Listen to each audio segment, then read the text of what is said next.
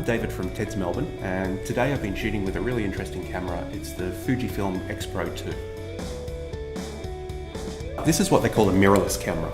It doesn't have the reflex mirror that an SLR has. And by taking out that mechanism, what you can do is you can make a camera that has SLR quality, but you can make it much smaller and lighter. And it's also discreet. Being a dark color, being small, it doesn't intimidate people.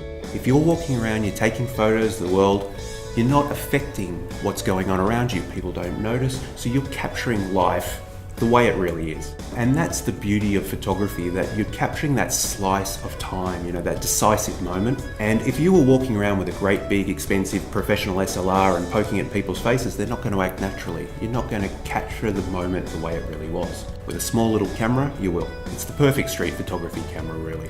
Another thing that I really love about this camera is the traditional interface. Your aperture's on the lens, you've got your shutter speeds on the top, the ISO's on the top, and they're all physical dials. And I actually find that much faster to use than trying to dig through menus on a window on the back of the camera, and I'm surprised more manufacturers don't do it.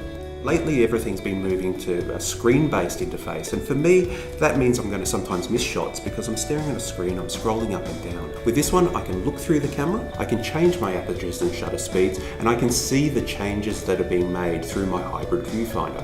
Now, a hybrid viewfinder is a really interesting thing, and it's a little bit unique to the Fuji cameras. It means that it can be an electronic viewfinder like you find in a lot of mirrorless cameras, but we switch this little lever on the front of the camera, it actually becomes an optical viewfinder, but with a digital overlay over the top.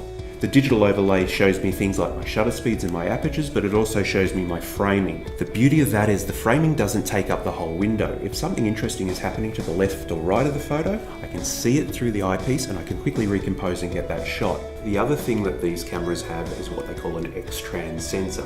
What that is a sensor that's designed a little bit differently, where your red, blue and green pixels are sort of in a random pattern. And it means they can take out the low pass filter, giving you a sharper, clearer picture, but you don't get the moire effect. Fujifilm are making some superb optics. They've got a good range of lenses now. There's pretty much every focal length you could possibly need. The picture quality is fantastic, but they're some of the sharpest lenses you can buy, and there's a lot of them. They've got a really good range of lenses to choose from, and each Fuji lens fits on the entire range of their mirrorless cameras. We hope you enjoyed this look at the Fujifilm X-Pro 2. For more great content, subscribe on YouTube, like us on Facebook, and follow us on Instagram.